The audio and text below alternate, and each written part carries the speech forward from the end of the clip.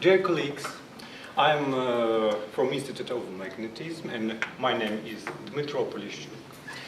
I'd like to present you our work performed in cooperation with our colleagues from Trinity College, Dublin, devoted to investigation of magnetic properties of quite interesting objects, planar nanowire arrays of iron. Okay.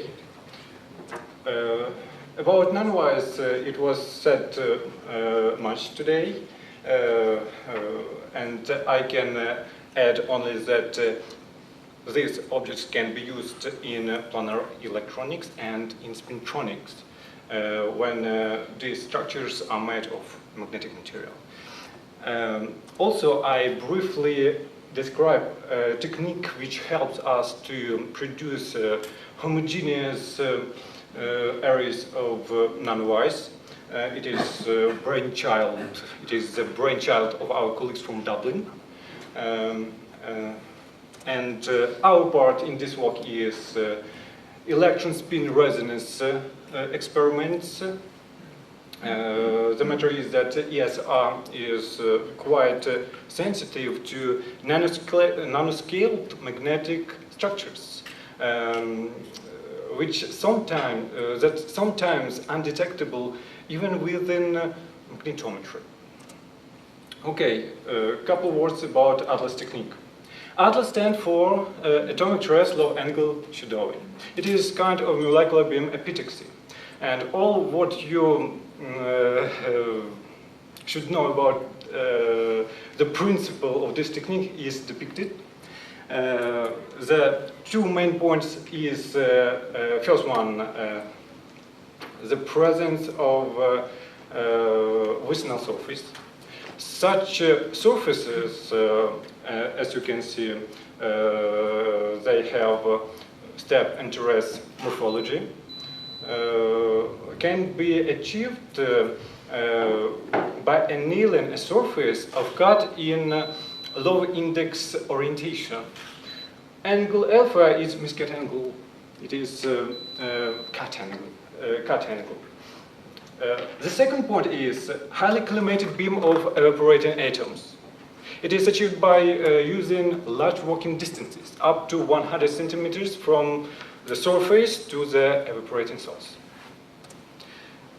The depicted work configuration is descending step direction of the flux. But there is another configuration, ascending step direction. All these configurations produce highly homogeneous arrays of nanowires. Some examples. In the picture are presented arrays of nanowires obtained by ATLAS technique, and all these pictures have different widths, thickness, and periodicity, but in the same time they all have high homogeneity. And briefly, main advantages of these techniques: it is quite easy to change periodicity, width, and thickness of nanowires. It is very important. It is applied not only to metal and semiconductor surfaces, but to oxide surfaces, which are insulating. And if nanowires are magnetic, they reveal ferromagnetic behavior at room temperature down to 30 nanometers wire width, and are governed by shape anisotropy, magnetic shape anisotropy. Okay, we prepare two sets of samples. These samples differ from one another only capped layer. You see that first set is argentum capped, the second one is magnesium O capped. In each set, we have two samples that differ only by thickness. The picture introduces schematic cross-section of would be C, and you can mention that our working configuration in Atlas technique was ascending step direction in up direction of steps. Okay, a little bit about electron spin resonance. Electron spin resonance has two main regimes. I think that electron paramagnetic resonance is well known for audience because it is widely used in chemistry. When we have a paramagnetic particle or atom that doesn't reveal collective magnetism, in external field it has splitting. You can see it. If there is splitting, there must be absorption, and it takes place. And we has resonance condition. It's quite simple expression where omega x is frequency of microwaves. Gamma is geomagnetic ratio. It is for paramagnetic resonance, for paramagnetic material. But when we investigate ferromagnetic material, the situation is quite complicated, because besides external field, we should take into account other effective fields that influence our magnetic atom. It could be demagnetizing field, it could be effective field called crystallographic magnetic anisotropy field. It is AHCA. All these effects can be described, resonance effects, can be described by the Landau-Lifshitz equation. It is well-known equation. But in the situation of ferromagnetic material, external field H is some kind of effective field which depends on external field, the magnetizing field, for example, and other fields. Okay, our work model. We consider nanowire as very elongated, infinitely elongated ellipsoid, oblate cylinder, in other words. And to solve Landau-Lifshitz equation, we used Schmidt-Bellier's approach. It gives us expression for resonance condition. The main part in this approach belonged to free energy U. We included, besides the main energy, magnetic energy, the second term belonging to shape anisotropy. You can see pointer, yeah? Oh. This is this term. In our configuration, from angle dependence of resonance field, you see that external field, the direction of external field is changed in XZ plane. We can derive two parameters that characterize magnetic properties of our objects. Okay, we obtain a typical FMR spectrum, ferromagnetic resonance spectra, for sample 2, which are magnesium oak-hipped. And this spectra were obtained at room temperature. And I also should mention that this sample was 2 weeks aged. We see what is angle dependence. Angle dependence, we change direction of external magnetic field, and we obtain different resonance field. In this situation, all behavior of magnetic properties is described by shape anisotropy. In our case, maximal resonance field is achieved along z direction, but minimal along x direction, according to the shape anisotropy. Okay. I compare here two angle dependencies of resonance fields. The matter is that planar areas of nanowires are identical in initial stage, but they were capped by different material. First set was capped by argentum, second set was capped by magnesium O. And after 2 weeks, we obtain different angle dependencies. We made some simulations, and derived these parameters. You see that effective magnetization, as we call it, for sample 2A, magnesium O capped, is a little bit less.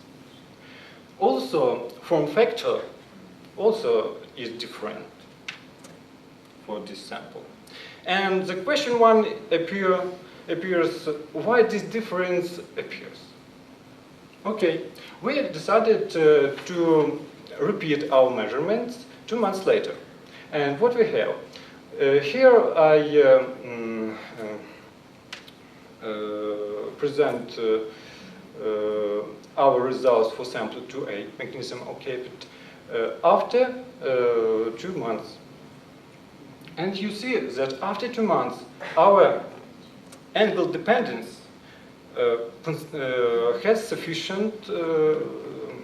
has substantial difference. You see, it is not symmetric, it is asymmetric. And what's the reason of such behavior? Such behavior can be assigned to very exotic perpendicular unidirectional anisotropy. And we should include into our free energy additional term describing unidirectional anisotropy. And we made simulation and obtained such parameters. I can note that magnetization is also reduced after 2 months later. And there is second question: why perpendicular unidirectional anisotropy appear? Okay, in conclusion, we have such results obtained on the basis of ESR experiments. Argentum capped samples, which I didn't show you, reveal no changes with the time pass. But magnesium O capped samples show exactly aging effects. It is reduction of magnetization, changes in width to thickness ratio via form factor NC, and appearance of perpendicular unidirectional anisotropy in planar areas of nanowires. It should be only one.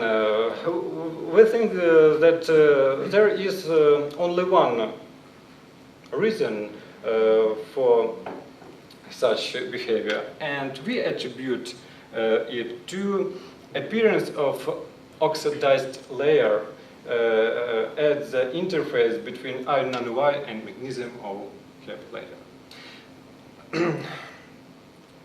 The matter is that magnesium O layer influence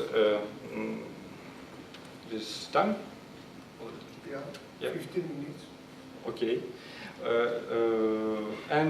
we can explain all this behavior within appearance of this oxidized layer, iron oxidized layer. And I can say that we can explain by this assumption two facts of what we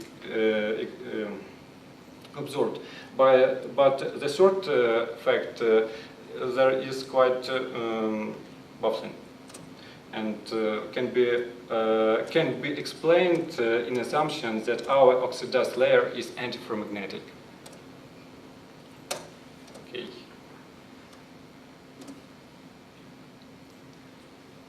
In such structures,